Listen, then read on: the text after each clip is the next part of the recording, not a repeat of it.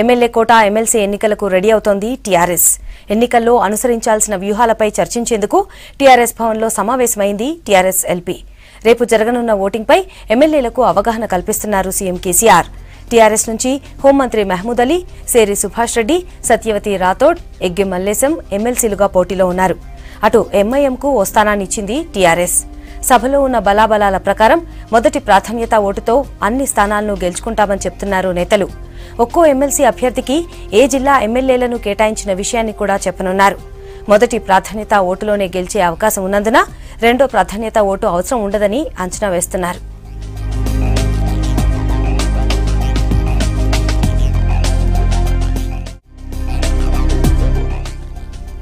అయితే మండలి ఎన్నికల్లో రహస్య ఓటింగ్ విధానం ఉండనుంది. కాంగ్రెస్ సభ్యులు టీఆర్ఎస్ అభ్యర్థులకు ఓటేసినా ఎలాంటి ఇబ్బందులు ఉండవని చెప్తున్నారు టీఆర్ఎస్ లీడర్స్. సమావేశం తర్వాత ఎమ్మెల్యేలతో కలిసి లంచ్ చేయనున్నారు కేసీఆర్. మధ్యాహ్నం తెలంగాణ భవన్లో ఎమ్మెల్యేలకు మాక్ పోలింగ్ నిర్వహించనున్నారు.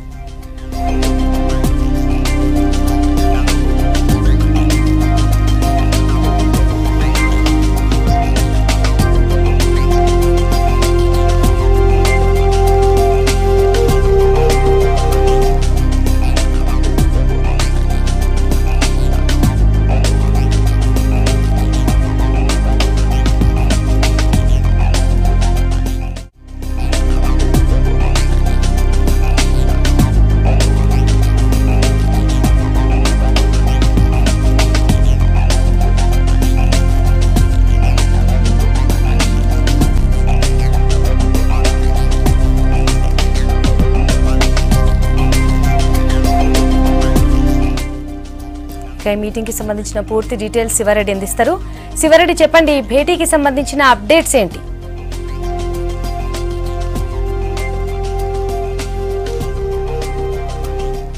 ఇప్పుడే మాక్ పోలింగ్ ప్రారంభమైంది. సీఎం కేసీఆర్ తెలంగాణ భవన్ కు చేరుకున్నారు.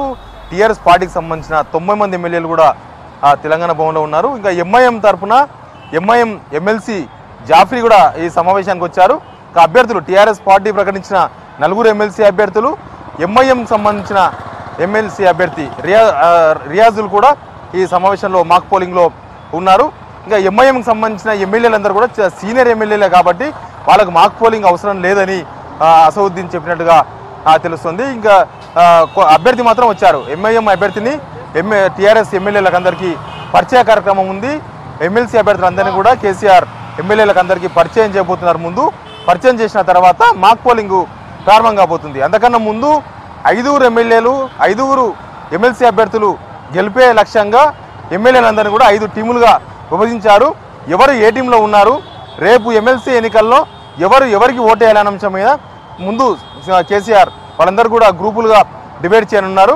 అప్పుడు రేపు వేయాల్సిన ఓటు ఎవరికి వేయాలనే విషయం పైన పూర్తి క్లారిటీ ఎమ్మెల్యేకి వస్తుంది.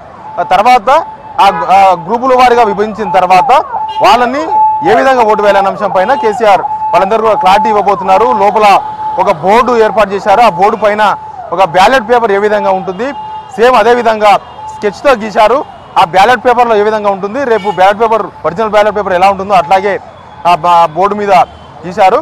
తర్వాత ముందు కేసీఆరే ఎమ్మెల్యేలందరికీ కూడా సీనియర్లకు, జూనియర్లకు అందరికీ ఏ విధంగా ఓటు వేయాలి, ఓటు హక్కు ఏ విధంగా వినియోగించుకోవాలి, మొదటి ప్రిఫరెన్స్ ఓటు, సెకండ్ ప్రాధాన్యత ఓటు ఈ విధంగా ఏ విధంగా ఉంటాయి, కన్ఫ్యూజ్ కాకుండా ఏ విధంగా ఓటు హక్కు వినియోగించుకోవాలో కేసీఆర్ ఎమ్మెల్యేలకు వివరించబోతున్నారు.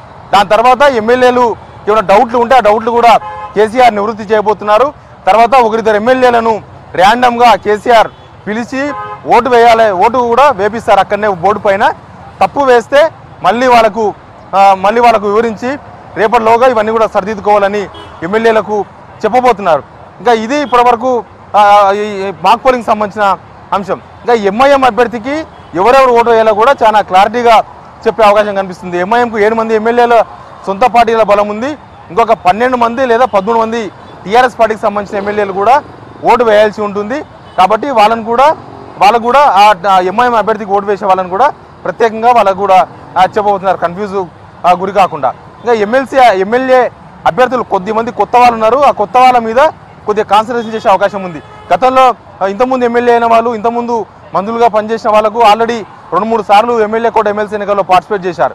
కానీ కొత్తగా ఎమ్మెల్యే అయిన వాళ్ళకు ఇది ఒక కన్ఫ్యూజన్గా ఉంటుంది కాబట్టి వాళ్ళకు సపరేట్గా 1-2 సార్లు దీని మీద పూర్తిగా ట్రైనింగ్ ఇచ్చే అవకాశం అయితే మనకు కనిపిస్తుంది. ఇంకా ఒక్కొక్క టీంలో ఎంతమంది ఎమ్మెల్యేలు ఉంటారనేది కూడా ఇప్పటికే సీఎం కేసీఆర్ పూర్తిగా కసరత్తు చేశారు. ఒక్కొక్క అభ్యర్థికి 19 ఓట్లు వేపిస్తారా 20 ఓట్లు వేపిస్తారా అనేది చూడాల్సి ఉంది. ఎందుకంటే ఈ నామినేషన్స్ అంతా అయిపోయిన తర్వాత పార్టీల ఎమ్మెల్యేల బలాబలాలు పూర్తిగా మారిపోయినాయి.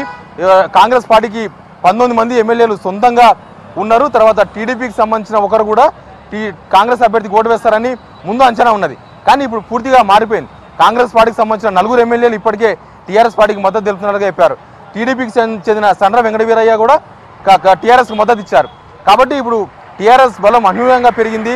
సొంత బలం 90 మంది ఉన్నారు. 7 మంది ఎంఐఎంకి సంబంధించిన ఎమ్మెల్యేలు ఉన్నారు. ఒకరు నామినేటెడ్ ఎమ్మెల్యే ఉన్నారు. తర్వాత కాంగ్రెస్ నుంచి 4 ఉన్నారు. టీడీపీ నుంచి 1 ఉన్నారు. మొత్తం 103 మంది ఎమ్మెల్యేల బలం ఇప్పుడు ప్రస్తుతం సభలో టీఆర్ఎస్కు రేపు ఎమ్మెల్యే కూడా ఎమ్మెల్సీ అభ్యర్థులకు వేసేందుకు సిద్ధంగా ఉన్నారు. ఇంకా సాయంత్రం వరకు కూడా మళ్ళీ 1-2 ఎమ్మెల్యేలు కాంగ్రెస్ పార్టీకి చెందిన వాళ్ళు టీఆర్ఎస్కు మద్దతు తెలిపే అవకాశం ఉందని చెప్తున్నారు. మొత్తంగా కూడా 103 నుంచి 105 మంది ఎమ్మెల్యేల బలం సభలో ఉండే అవకాశం ఉంది. కాంగ్రెస్ పార్టీకి మొదటి ప్రియారిటీ ఓట్లు వేసినా, రెండో ప్రియారిటీ ఓట్లు వేసినా కాంగ్రెస్ అభ్యర్థి గెలిచే అవకాశాలు ఏమాత్రం కనబడలేదు. కానీ ఓటు మాత్రం ప్రతి ఓటు ఖచ్చితంగా కరెక్ట్గా పడాలి, ఏ ఓటు కూడా తప్పు పడొద్దు అనేది సీఎం కేసీఆర్ భావన. అందుకు అనుగుణంగానే వీళ్ళందరూ కూడా ట్రైనింగ్ ఇస్తున్నారు. దీని తర్వాత ఎమ్మెల్యేతో కలిసి లంచ్ కూడా చేయబోతున్నారు సుమలత.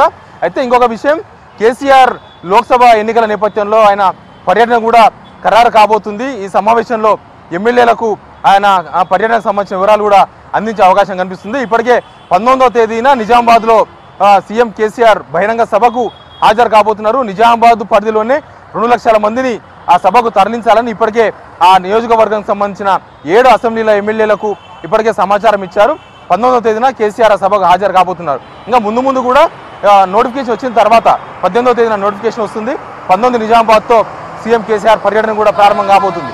ఇంకా ఆ తర్వాత మళ్ళీ కేసీఆర్ పర్యటన ఎప్పుడు ఉంటాయి, జిల్లాల వారీగా ఉంటుందా, నియోజకవర్గాల వారీగా ఉంటుందా, ఎప్పుడు ఏ జిల్లాలో ఉంటుంది, ఏ నియోజకవర్గంలో ఉంటుందో కూడా ఈ సమావేశంలో ఎమ్మెల్యేలకు కేసీఆర్ క్లారిటీ ఇవ్వబోతున్నారు.